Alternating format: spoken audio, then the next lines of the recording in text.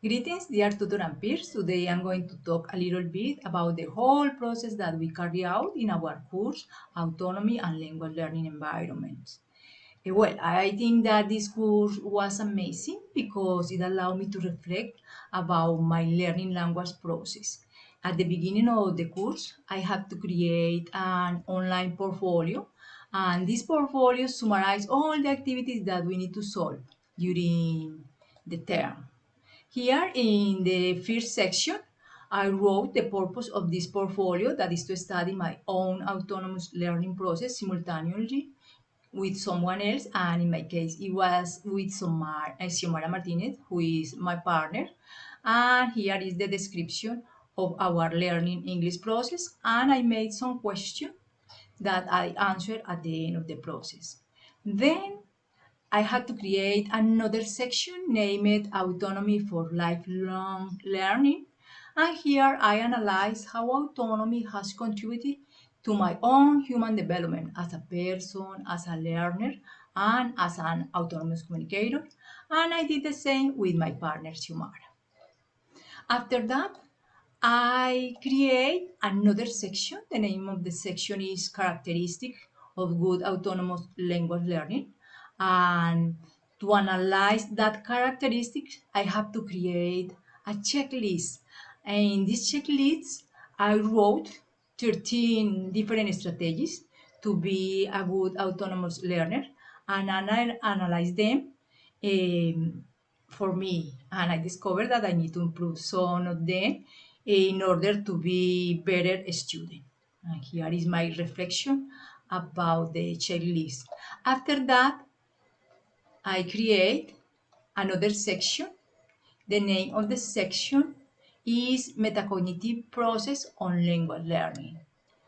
In this section, I analyze metacognition. It's important to understand that metacognition is when you think about think, as Anderson said. The idea is to analyze your metacognitive process, having in mind 5 components like preparing and planning for learning, selecting and using strategies, monitoring learning, orchestrating strategies, and evaluating learning. I analyze the same with to my partner Xiomara through a survey. All the data I collect using survey.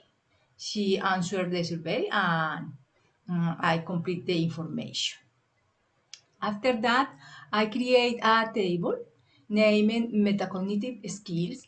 Here I wrote the principal metacognitive skills, and I analyze situations where do I usually apply these metacognitive skills like self-direction, self-regulation, self-instruction, self-access, independent learning, interdependent learning, awareness, and reflection. After that, I create another section.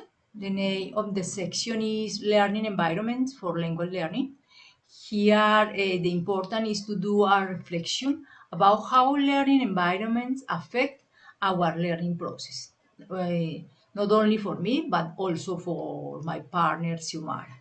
And I collect the information using a survey again. And I love this other activity. We need to create a pedagogical proposal. I think that the proposal is amazing because it showed me how to help my students to be more independent in the process of learning English. I have to create a specific lesson in English. Yes, I prepared 6 lessons to teach them a specific topic. In this case, was family homes.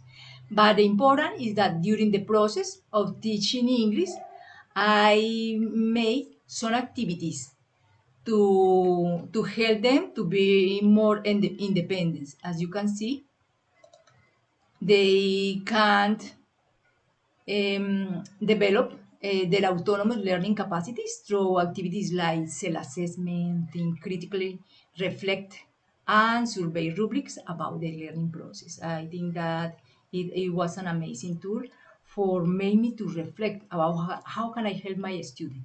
In this part, the most important are my students, not me, or my students as are the important to be more independent.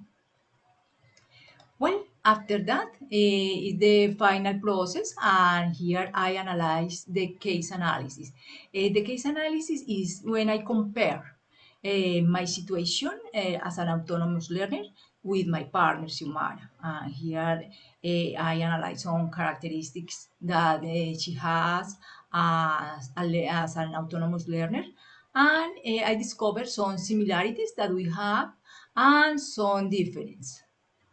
Well, and finally, these are some references that I use during the process to collect and to analyze the information. Well, my dear tutor and peers, that's it for now. Thanks a lot for watching this video, and I just only want to say thank you so much, dear tutor, because you are an amazing guide. I feel that you feedback, and it was along the course, and I feel great. Thank you so much for humanize the process.